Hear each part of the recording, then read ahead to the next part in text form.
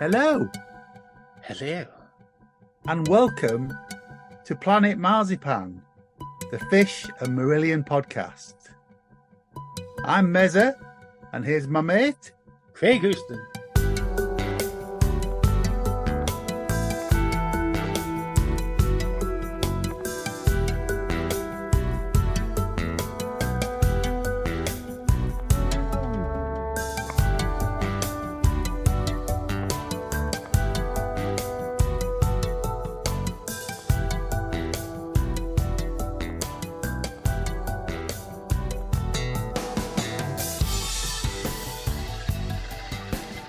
Hello, everybody, and welcome to Planet Marzipan podcast with me, Mezza, and Me, Craig. this week we're going to look at an album by Marillion.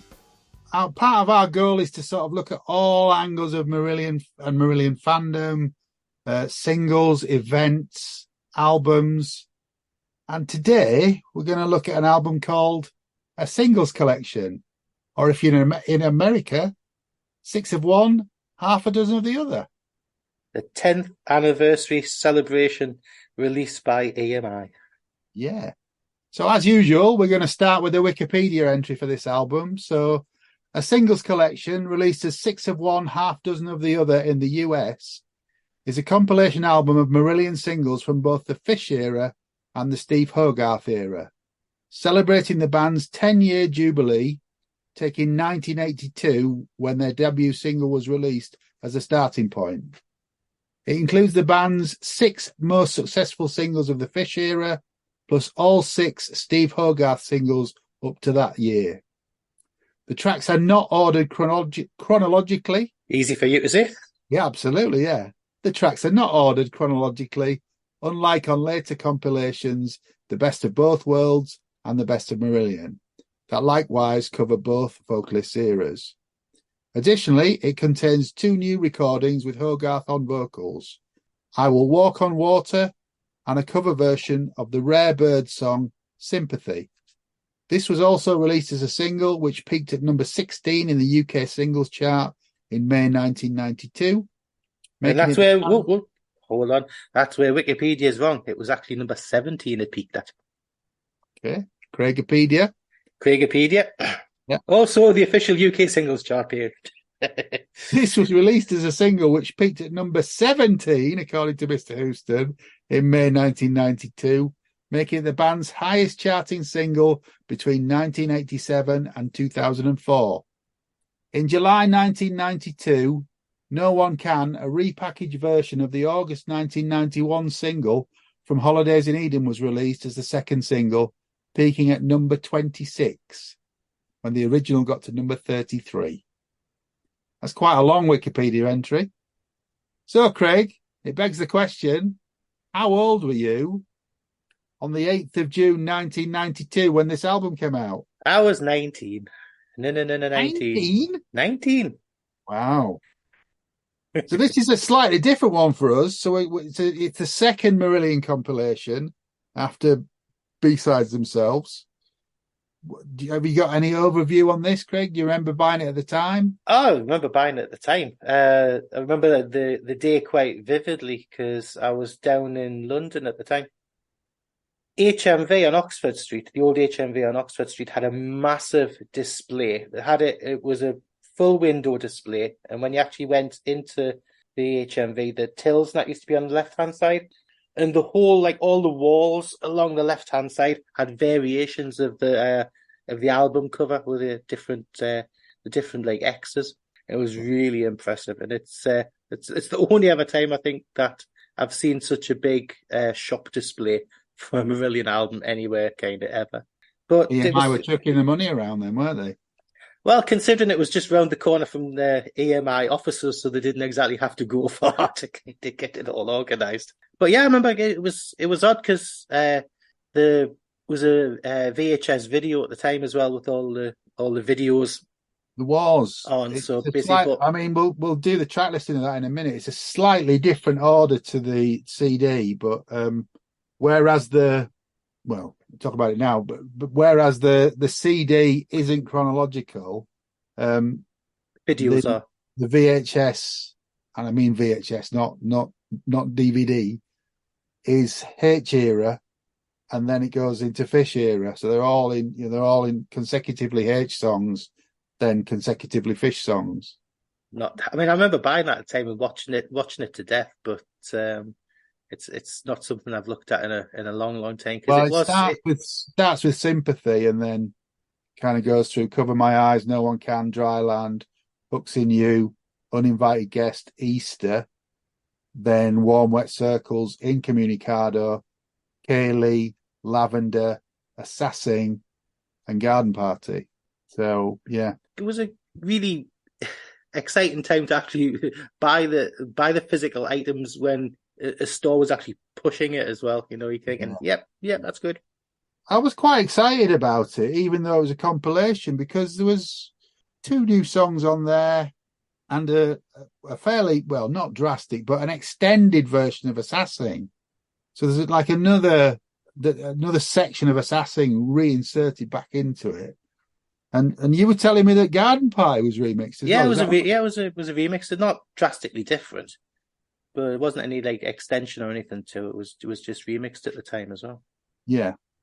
So the track list on the album is Cover My Eyes, Kaylee, Easter, Warm Wet Circles, Uninvited Guest, Assassin, Hooks in You, Garden Party, No One Can, Incommunicado, Dry Land, Lavender, I Will Walk on Water, which is one of the new tracks, and then the cover of Sympathy at the end. Of those then, were they all single versions, do we think? No, the H era stuff was predominantly album versions. Right. And you had the Kaylee was a single version, Warm Wet Circles was a single version. Uninvited Guest was the only single version that was on there, which was a 7-inch mix. Yeah. Assassin was a remix with New.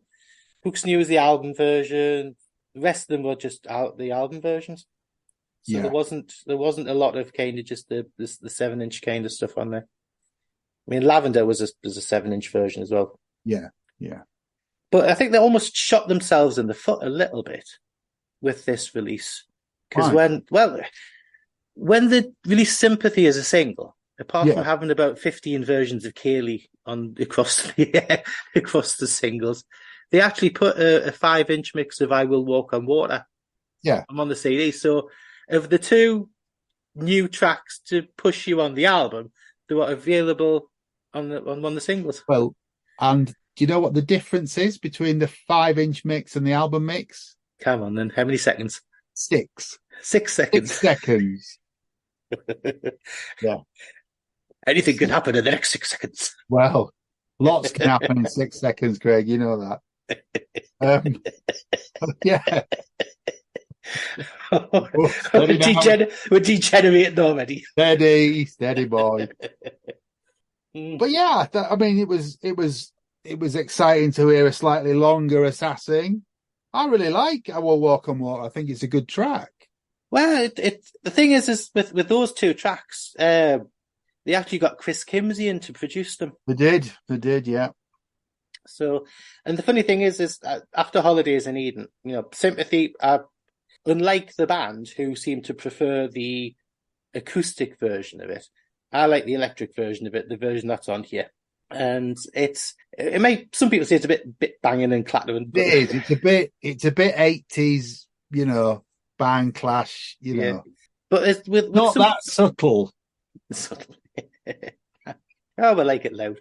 But without I Will Walk on Water, it was almost a case of you thinking, right, this is a new song. Is this part of the direction that the band are going to go into after Holidays in Eden? No, it wasn't. Well, but it sounds like it could have come off Holidays in Eden. Yeah. It's that sort of sound, isn't it? Yeah. And even Sympathy, the arrangement of Sympathy is still of that same Holidays era type arrangement, isn't it? It is, yes. And I remember seeing the video for the single. I think it was on the chart show when it came out. And that was when they were on tour in Mexico, in America and Mexico, filmed near the Mexican border. It was directed by Bill Smith as well. Okay. Well, there you go. All this fountain of kind of stuff that's stuffed in the brain. Gregopedia's working overtime tonight, isn't it? Oh, it's one of those things, when you're late teenagers, when you kind of seem to kind of soak in a lot of rubbish. Well, no, it's good. You lose it at my age, it's all gone again. So I'm glad you can remember it.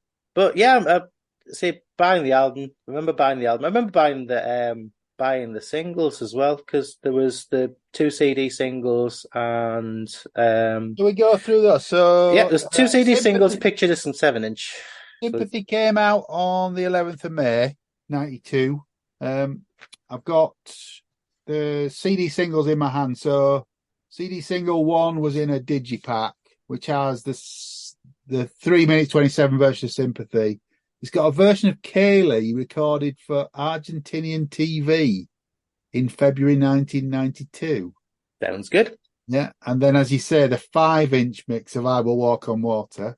Then CD 2 is a slimline jewel case, which has got Sympathy on it again. 328. Is that? Oh, it's a second longer. How have they managed that? 3 minutes 28 on the second CD. Yet another version of Kaylee recorded at Aston Villa Leisure Centre. And then a version of Dryland from Hammersmith. Yeah. What's on the picture disc? Oh, I don't think there's anything different on there looking at this. Sympathy, and it's the Kaylee and Dryland. Yeah. Okay. So that's what's on. Yeah, those sort of 5 tracks: Sympathy, Kaylee Live twice, Dryland, and I Will Walk on Water. The tracks from these singles then. Yeah, there wasn't anything different. It wasn't like the good old days with the Dryland single with lots of different songs from different. No, but it was, the digipack is a double digipack with 2 trays in it, with a little card version of CD 2 in one side saying a second CD will be available from next week with a track listing on it. Yeah. Actually, I remember. I'm trying to think whether I don't think I got it before. I think it was actually after the single came out. There's a white plastic box, a promo box with the Marillion logo. Yeah, I've got that. Yeah, which has got like the little Marillion fact file in it. Very good, actually. I wish you'd said that sooner. Yeah, good. And it's got a cassette single in as well, like a promo, which it never actually came out on cassette, but that's part of that thing. But I've got that somewhere. Me too, but it's stashed away somewhere. Wish you'd reminded me of that. That's good, yeah. And then the other single, as we've talked about, was the reissue of No One Can on the 13th of July. Again, it's a sort of a double digipack, 2 CD set. CD 1's got No One Can, Cover My Eyes acoustic version, and Sugar Mice acoustic version. And then CD 2 has got No One Can, Cover My Eyes, Mike Stone remix, which I know you're a particular fan of, Craig. Yeah, turn it up to 11. Yeah. And then it's got Sympathy acoustic. So again, a nice selection of tracks across the 2 CDs. And there was a picture disc, 12-inch picture disc version of that as well. But there's nothing on there that isn't on those CDs. So that actually did better than that release, didn't it? The 26 rather than 33. Yeah, and hung around the charts for 4 weeks. It did something like that. I mean, the album came out just over a month later in America, so it was released on the 13th of July in America. So same day as No One Can came out in the UK. Should we talk about some of the gigs at the time? 92 was a pretty busy year for the band. They started the year with the second leg of the Holidays in Eden tour, 23rd of March 92 to the 16th of April. They were out in Canada and America for that. And then on the 9th of May, they played the Borderline in London for the 10th anniversary of the Web UK. Which was subsequently released as Racket CD 1. It was, it's just called Racket 1, but yes, which is here in my hand. I played it today. I played it in the car. This is before the days of of nice sounding Marillion live albums. Sounded bloody awful at the time. Well, I have to say, but if you persevere with it, it's a really good gig. Yeah, I mean, you've got to think about it. It was the actual first live CD of H available anywhere. Yeah. And At the time. it's a really good atmosphere. If anybody was at that gig, please just drop us an email and give us your memories from that gig. It sounds like a cracking gig. I mean, they start with Splintering Heart, but Kelly can't have all his effects because H sings some of the melody in the middle, and instead of the sequencer right at the end, it just stops. And it's quite a boisterous crowd, so they're all sort of cheering and singing along, and somebody gets a shout for Grendelin straight away after Splintering Heart finishes. There's a person behind him slap him on the back of the head. Well, I don't know. Rothers plays, as he used to at the time, plays the his intro, yeah. But yeah, it's got a certain charm about it. I have to say, I've probably not played this since it came out in 1992, but you could probably count on two hands the amount of times I've played it over the years. It was, let's say, it was mail order, wasn't it? It was just one of the first kind of the dalliances into actually releasing stuff themselves.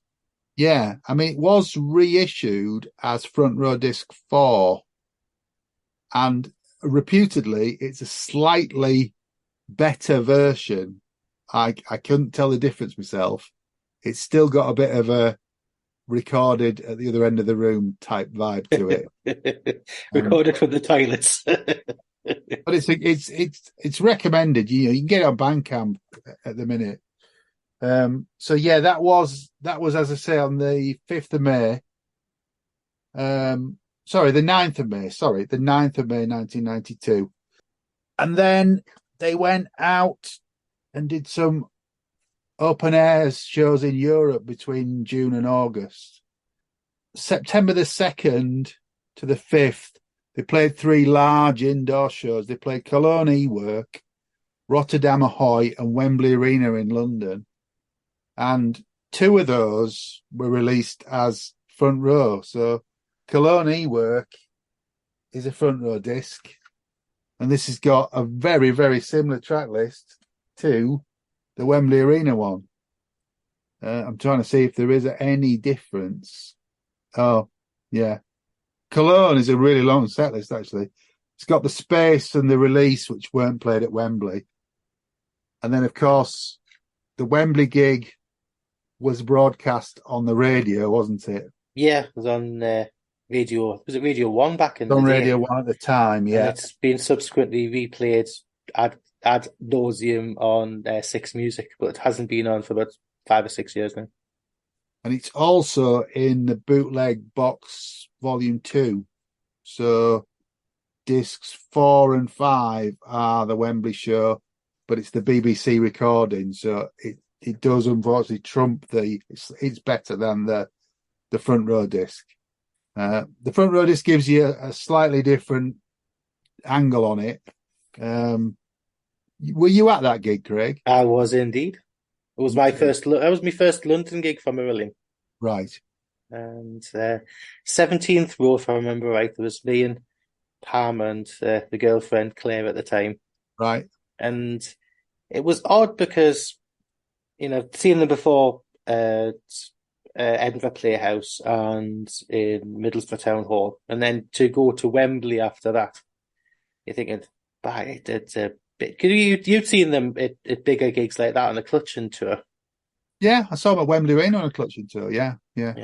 But this hadn't sold very well. I mean, it was only half full, and there was curtains round, and it was still an exciting gig. Still big. I went down on a coach trip from York, and we got there really early. So I was like wandering around the venue, and I met Pete Travis at the back gates of Wembley Arena. I had a chat with Pete and took some photos. He was really, really chatty. It was good.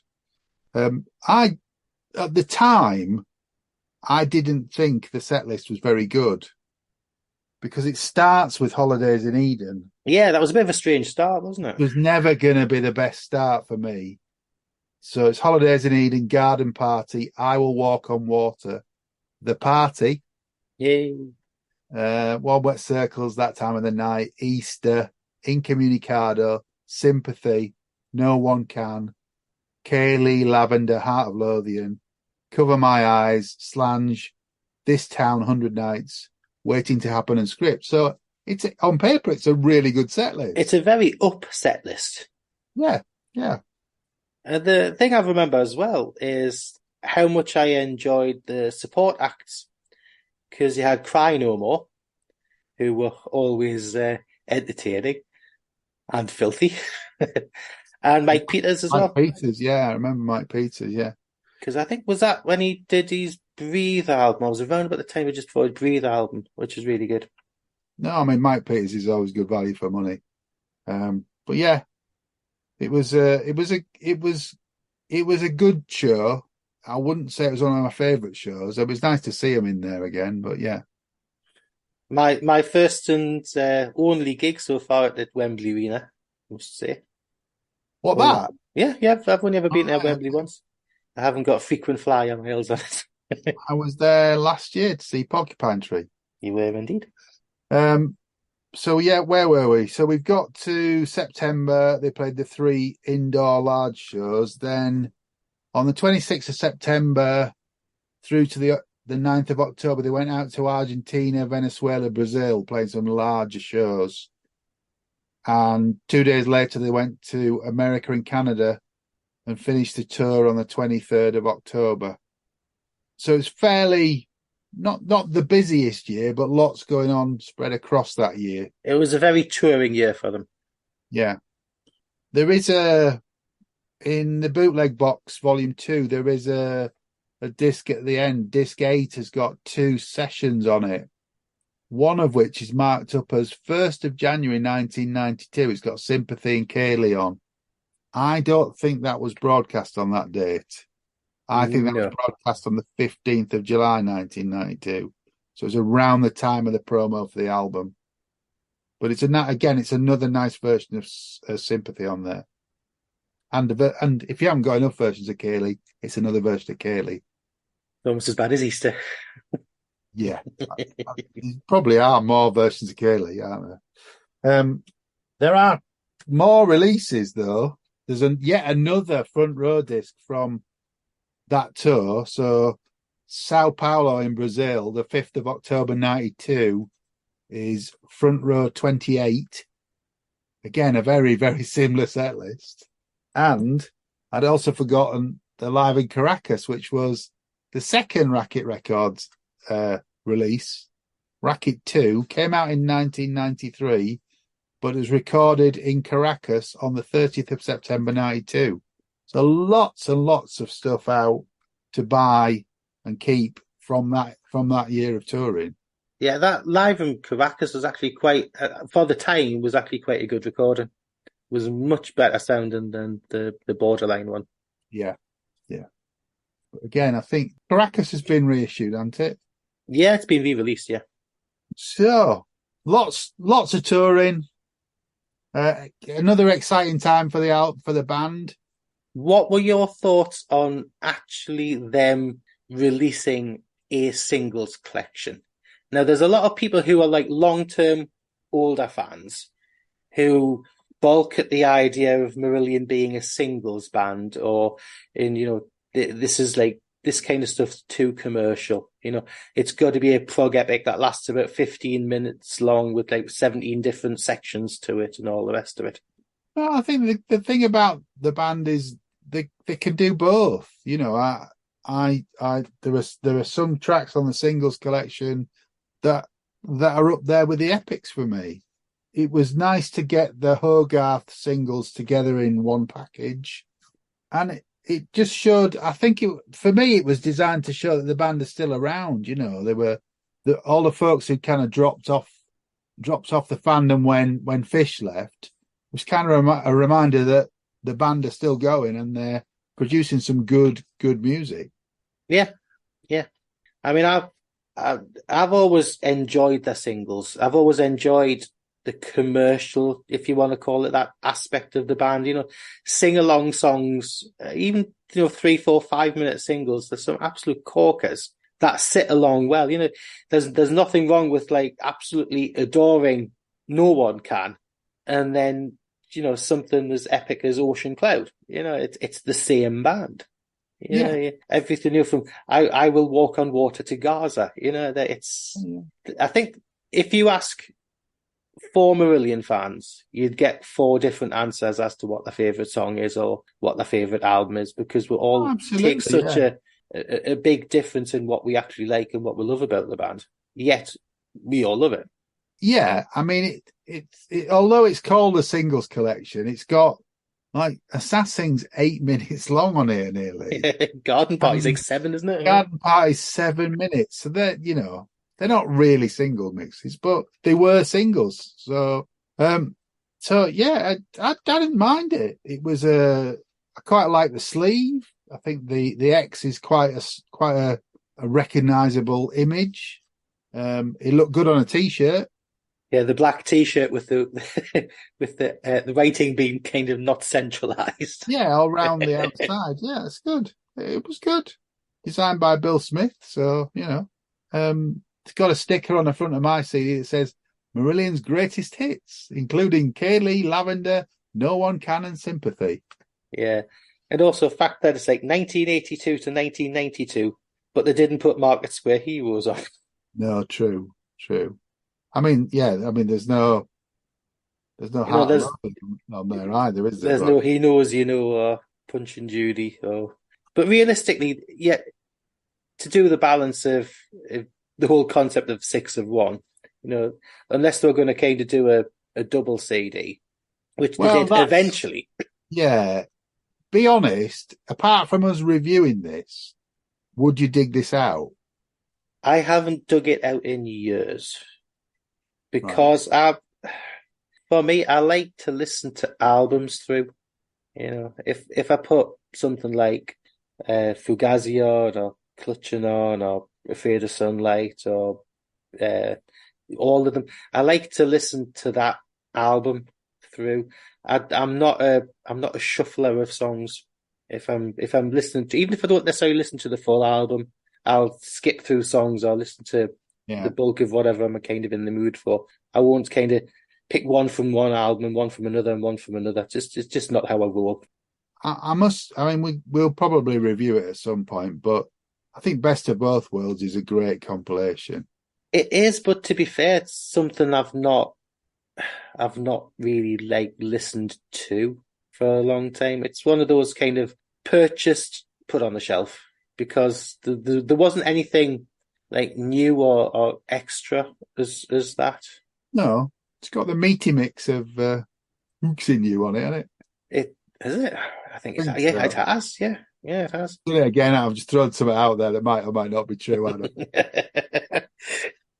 But what did you think of the video collection? I don't remember watching it much, if I'm honest. I had it. In fact, I probably still got it somewhere, but my VHSs are packed away. I don't have many. Did you? Well, 10 years later, for the 20th anniversary, that's when EMI brought out the EMI collection. The EMI collection of the DVD with all the singles. So you had everything on there, plus the hidden video of Deserve. Yeah. I missed the original VHS with the introductions from the band, from 86. Yeah, the video collection where Fish and the band introduced and all the. Yeah. One thing that's been actually a shame with the releases so far is on the Holidays in Eden Deluxe, they didn't put the video on for Sympathy. So it's actually pretty much the only video now that's actually gone missing. Right. Because all the rest of the videos for EMI are actually on the deluxe versions. Did you not mention that a couple of weeks ago when we did Holidays in Eden? I maybe did, and I'm maybe still pouting about it. Okay. The campaign starts here. Release Sympathy. It'll be like with Mikey on the Holidays in Eden. How many did we get up to? Like 10 versions. 10 this, we're going to be getting on to. We're gonna ask Lucy for a DVD single of Sympathy. A Blu-ray. I want a 4K one. 4K Blu-ray of in Sympathy. in 3D. And now, as is our usual wont, it's your favourite bit. My favourite slot. Well, every time we say that, we burst into like childish humour and Works for toilet humour. me. Works for me. Okay. Yeah, it's time for my favourite slot. Just for the record. And we have another just for the record without the record out here. Yes, we do. I hang my head in shame. I don't have a copy of 6 of One, Half a Dozen the Other on vinyl. It's pretty rare, to be honest with you. There isn't a copy on sale of the British version on sale on Discogs at the moment. You can buy the sleeve without the record for about £9.59 for the sleeve without the record if you fancy it. Just looking at the images on Discogs, it looks like it's there's so much text on the back of the cover. I think it's just a plain in a sleeve. So all the information about the tracks that if you've got the CD version, that's all on the back of the sleeve. There's a lot of text on there. It's sold in the past for as much as £56.10 on Discogs. And the lowest it's sold for is a £5. No. Do you think it's just a case of it's quite rare because there was only the initial pressing of it back in 92 and there's not been any subsequent reissues of it? Maybe. I mean, we were moving, by that point, we'd moved into a CD era, hadn't we? So they were pressing a lot less of the vinyls. And I don't think it sold particularly well either, did it? No, I mean, it just scraped the top 30 for a week, didn't it? And then disappeared off out. But to be fair, when you're talking about this, like, I do have the vinyl-wise, I've got the Sympathy 7-inch single and the 12-inch picture disc and the picture disc that came with No One Can as well. So. Yeah, I've got the picture disc, but I don't think I've got the 7-inch black vinyl. So I think at that point I was kind of buying the picture disc to keep my picture disc collection up to date. But again, Mezza plea, if anybody's got a copy for sale that's in decent nick, I'd be very interested in buying it, please. Please and thank you. Yeah. And that was this week's Just for the Record. Without the record! Again. So, final thoughts on 6 of One, Half a Dozen of the Other. Like we were saying when we talked about Holidays in Eden and when we talked about Songs from the Mirror, the early 90s was just such an exciting time. You had both bands kind of, Fish and Merlin going at pretty much full throttle. And there was a vitality to it all. Not that there isn't still now, 30 years later. We were a bit younger. That might have something to do with it. We were very much younger. Young and impressionable. I think it's interesting to do this now, having done Holidays only a couple of weeks ago, because this is the next part of the history, isn't it? Yeah. And little did we know after this how much of a right turn. Yeah. You couldn't predict what was coming next. Not in the slightest. I mean, there's the way that I think the band were at the time, where they'd kind of been promised the earth and then not being delivered between the record company and touring companies and management as well. This is the period of time with John Arneson when he moved over to Hit and Run.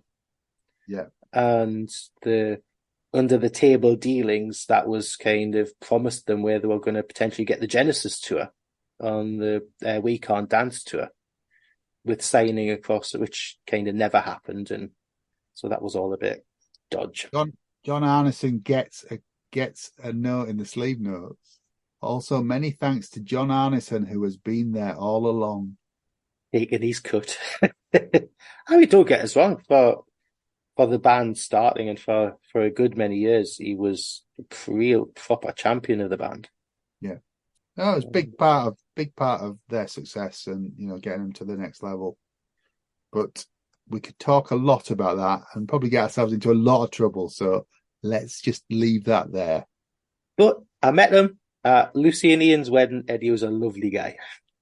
That's got to be the biggest name drop we've had so far in this entire series. What? Yours is getting burgers flipped by Ian. Well, yeah. Anyway, Okay. on that bombshell, thanks very much for listening. If you like what you hear, please subscribe and leave us a review, because reviews will help us to get more listeners. And if you've got any particular memories of the era, please send us an email at planetmarzipanpodcast@gmail.com.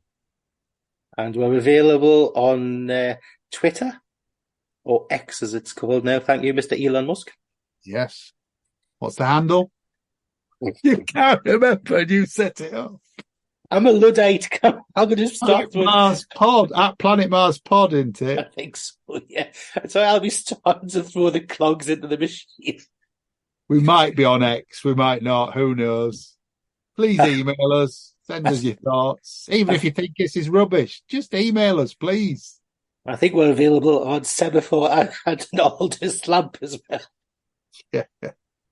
It's a box set of Wax Cylinder coming out at the end of next month.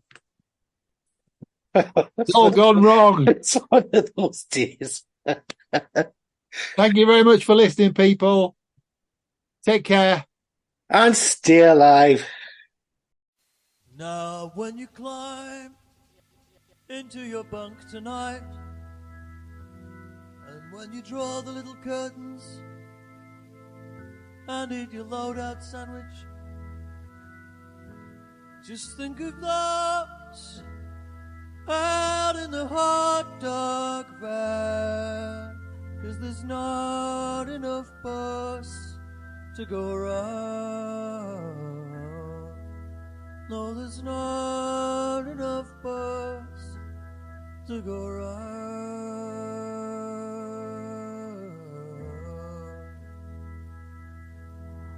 And sympathy and Mickey Dean is what we need, my friends. And Mickey Dean is what we need. And Mickey Dean is what we need, my friends. 'Cause there's not enough bus to go around. No, there's not enough bus to go around.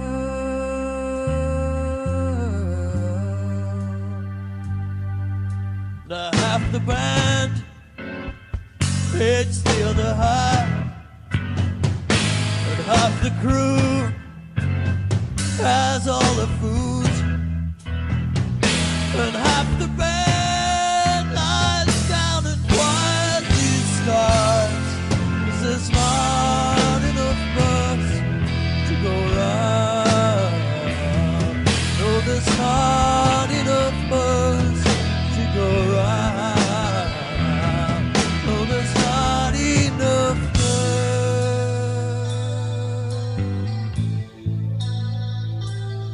to go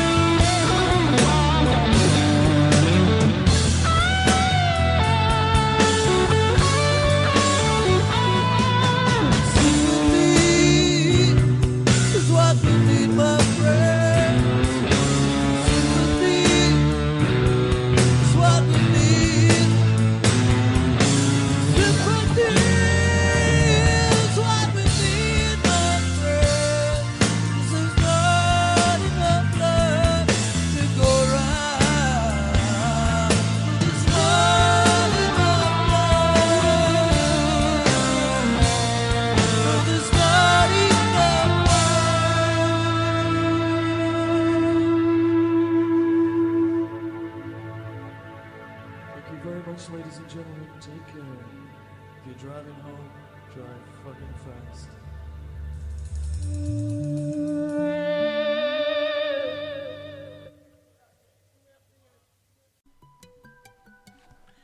Thanks for listening to Planet Marzipan Podcast. Please like and subscribe from whichever platform you get your podcasts from.